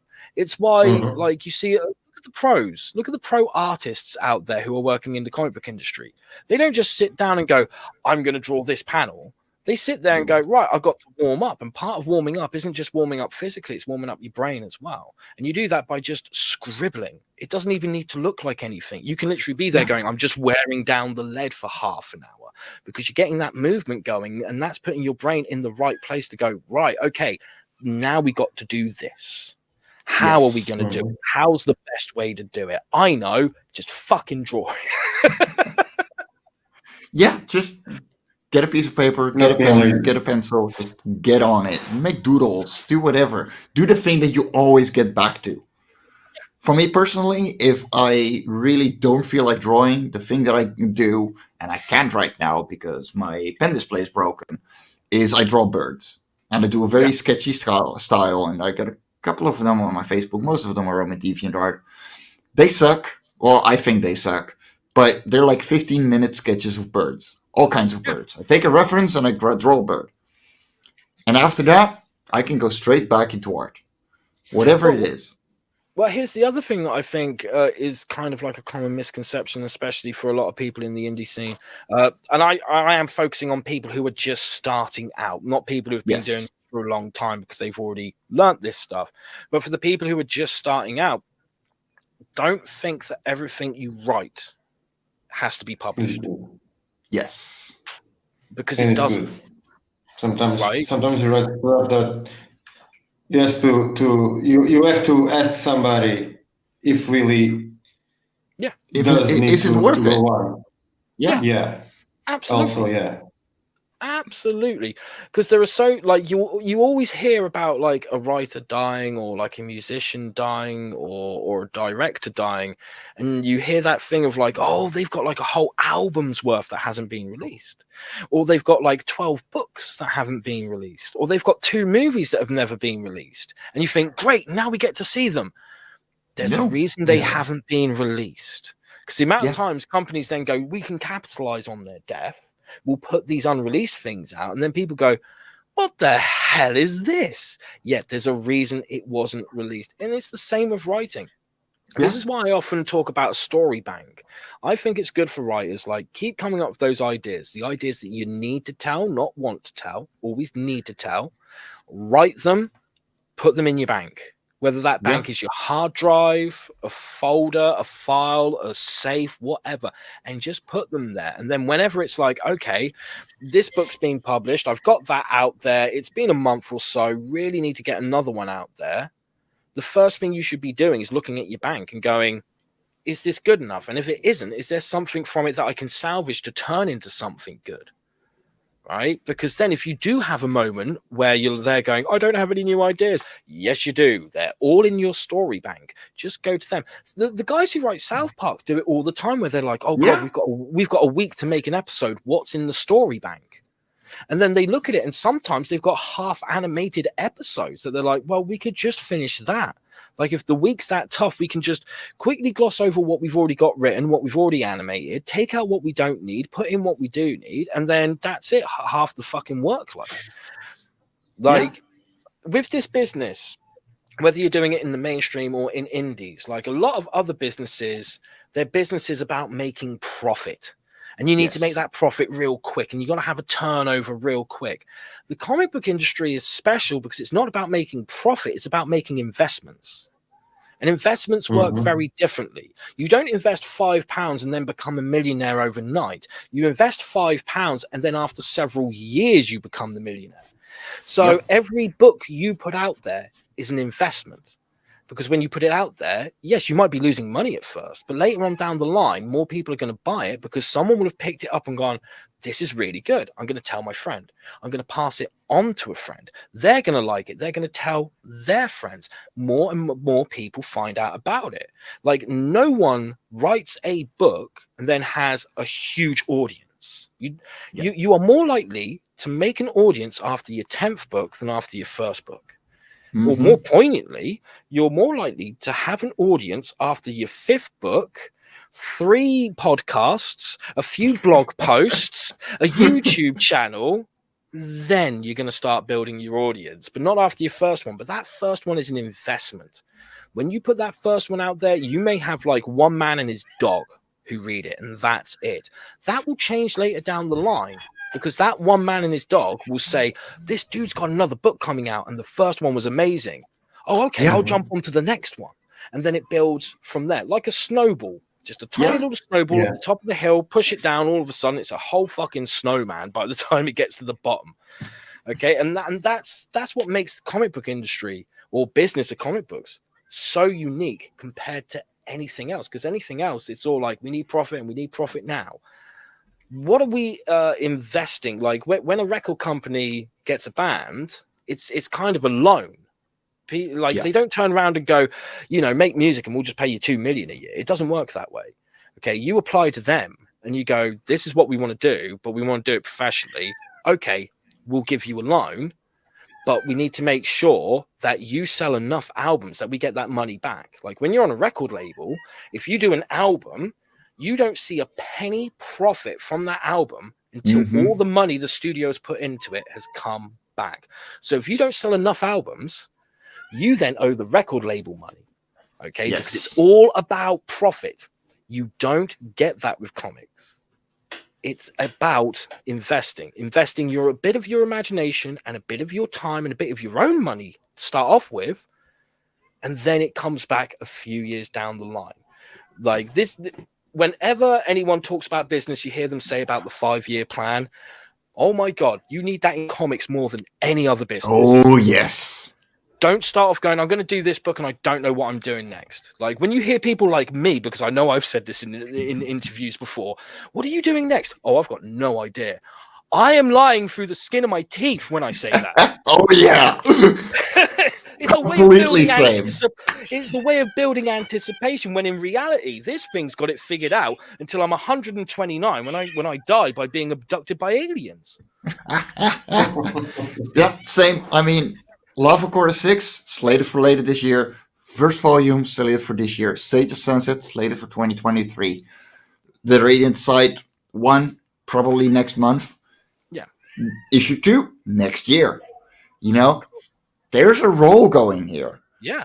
Yeah. And there is more coming. I'm looking at some contracts to get people published under my label still.